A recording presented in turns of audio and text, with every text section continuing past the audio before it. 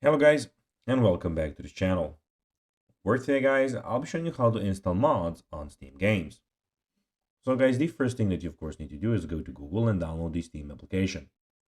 After that, you just need to go and log into your profile or register to Steam if you haven't already done that, of course. But now guys, let's see what we actually have in front of us.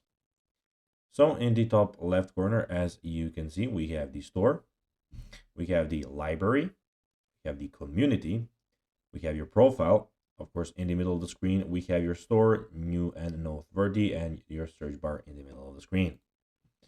But now, guys, let's see how you can actually go and install mods on Steam games. So, first of all, launch the Steam client on your computer and click on the library in the top menu.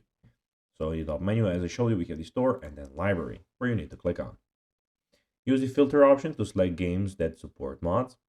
Click on the game that supports mods and go to the workshop tab. Browse through the available mods and click the subscribe button on the top mod you want. The mod will automatically download and installed. Start the game and the mod should be active. Also, you can do a manually installing mod, so you can do it like that. So go to Steam Workshop and find the mod you want. Click on the mod and select download. If the mod is in a zip file, extract it to a folder. Right click on the game in your library and select manage, browse local files. Then copy the mod files into the game dictionary, usually found in the mods folder.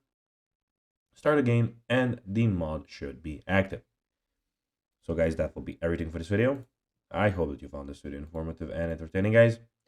If you did, don't forget to like this video, share it, subscribe to the channel, and put the notifications on, as guys, this really helps us grow our channel. So if you have a few seconds, it will be pretty cool if you could do this for us. So guys, that will be everything for this video. I hope that you enjoyed it. And guys, as always, I'll be seeing you in the next one. Bye guys.